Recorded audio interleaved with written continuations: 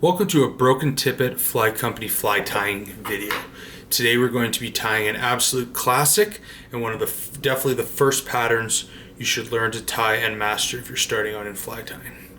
This is the woolly bugger. There are many different ways for tying a woolly bugger, and I'll show you the one that I find the easiest and most effective to get a great looking pattern. Of course, there are any number of colors that you could tie this in. The ingredients we're going to be using today, I'm using a number 10 4XL Togans hook, a 1/8 brass bead. We're going to be using for the tail black Marabou. For the ribbing, I'm using a small wire in amber color. We're going to be using Hackle, and for this color combo I'm going to be using a green Grizzly Hackle, which I think looks great. And for the body, we're going to be using dubbing in a dubbing loop, and I'll show you how we do this. And I'm going to be using SLF Prism Dubbing in Peacock color. So let's get going here. We're going to start with inserting the bead onto the hook and getting that set up in the vise. And I'm going to be using actually a brown thread, a camel thread. You of course could use black or green. I just like the way that the brown finishes off the bead right at the front of the woolly bugger. So I'm going to start today by getting some thread wraps going along my hook. We'll just set up a nice thread base here, all the way back.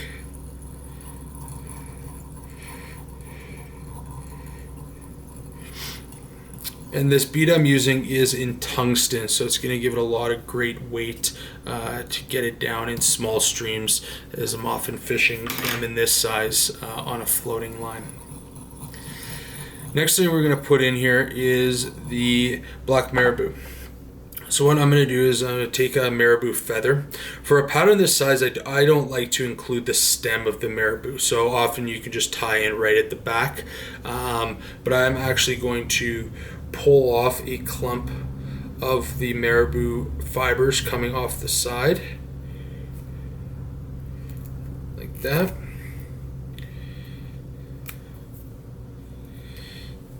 And what I'm left with is just the fibers coming out of there.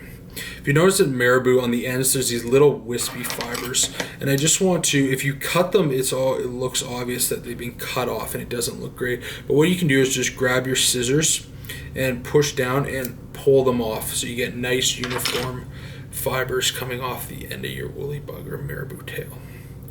So then I'm going to measure a tail, and I like to go the length of the hook for a woolly bugger this size. So I'm going to measure that up and transfer that measurement back, and then I start securing the Marabou right at the back of the hook, like so.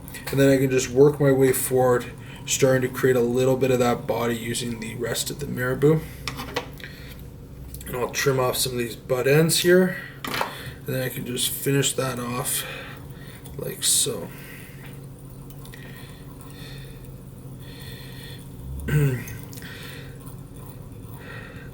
Now you can put a little crystal flash if you'd like going along the tail, so I like to just do one strand going down each side, and I'll use green crystal flash here.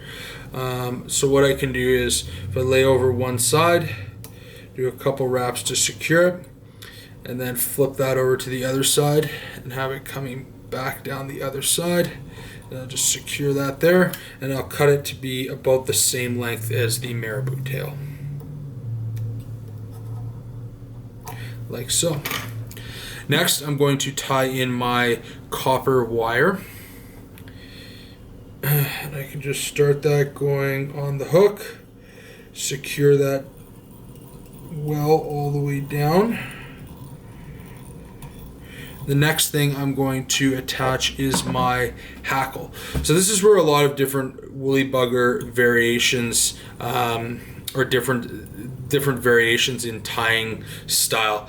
I like to wrap going forward, and I like to tie in with the smallest of the fibers. That way, as I wrap forward, I'm left with a nice collar as the fibers of the hackle get a little larger. So the way I'm going to do this is to create a tie-in point. Just pull back some of the fibers So I'm left with just a little V at the top, and I'm going to tie that right in. And I'm going to tie it in. The hackle will be concave. I'm going to tie it in so the concave is facing away from me.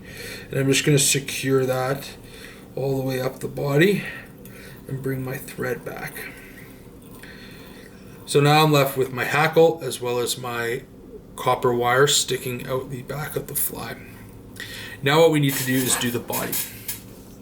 Often on woolly buggers, particularly the bigger size than this, you can use chenille. I'm actually going to use a dubbing loop for this one. So what I'm going to use is I'm going to take my dubbing loop tool, or you can do this by hand as well, and create a dubbing loop. So create the loop, bring it back up. I like to wrap once, twice around the loop, and then I can secure that and bring it forward. I will use the tool here as well, and then I'm going to take some of this Peacock Prism Dubbing, and what you want to do is pull it apart so it's nice and uniform, and you can insert that into your dubbing loop.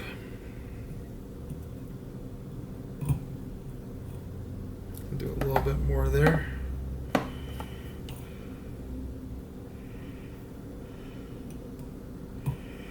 And then I'm going to twist that dubbing loop up to make a nice rope of this Peacock dubbing. Keep twisting, use my fingers to just we want it to be as uniform as possible so it creates that nice body moving up. Keep spinning that. Often when you ask fly fishers if they could pick one fly, if they could only use one fly for the rest of their life, what would it be? And I'd say the most common answer is the woolly bugger. It really just works. I fish it on all species of trout, but they use it everywhere for warm water species. You can dead drift it, you can strip it, all sorts of great opportunities in all types of water. So now that my dubbing rope is complete, I'm going to wrap this up the fly all the way up to the bead.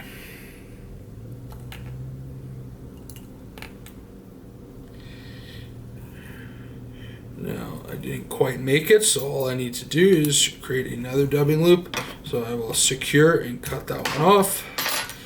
I will create another one here.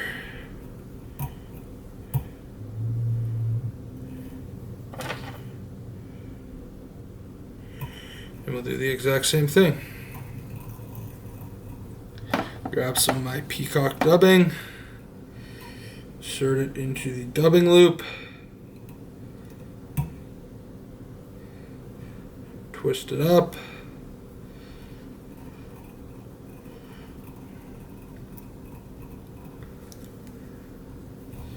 and we can continue wrapping all the way up to the top here, like so.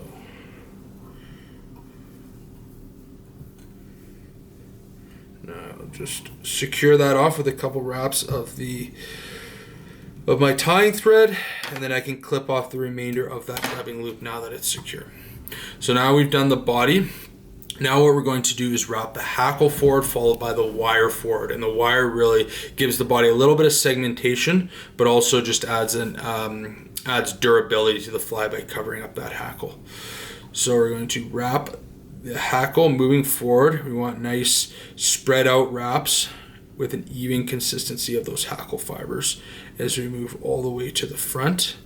And then what I like to do is right behind the bead is do a couple extra wraps, and it creates that nice collar moving backwards. So I'll just get up to the bead and finish off with a few wraps right here. And then I can capture that with my thread.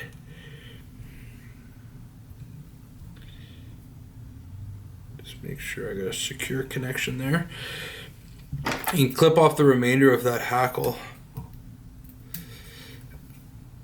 And then what I like to do is we just push everything back and just finish that off with a couple thread wraps there, and you can start to see it's pushing everything back. Lastly, we can wrap the wire up. And I find the best, you're going to get hackle fibers trapped. I don't think there's any proper way of doing it to not capture anything. So what I like to do though to mitigate it is move quickly and kind of wiggle as I move up. So I'm just kind of wiggling through, trying to break through some of those hackle fibers. You can always come through with a dubbing brush or a bobkin later and try to pull out some of those ones that were captured. I'm going to bring that right up to the front. Just do a couple wraps to secure that wire. Have a look. This doesn't look too bad. And then you can just finish that off by clipping the wire off with a pair of nail clippers, and then finish that off with a whip finish.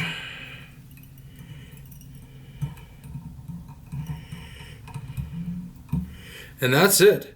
The woolly bugger, this one tied in a green and black. The color combos between Marabou, dubbing, hackle, beads, flash, wire are really endless. You can tie this in tons of different sizes as well. This here was a size 10, but you can go much larger as well as much smaller with this one. You can add on rubber legs, you can add different colors of flash to it. It's really, the possibilities are endless. But this is definitely one of my favorites and a great pattern to really tie up lots of different colors and sizes and fill that box up with. Hope you enjoyed that. Thank you very much, and fish on. Thank you for watching another Broken Tippet video. If you have any questions, leave them in the comments below. If you like what you saw, hit that like button and hit that subscribe button. Thank you so much. Fish on.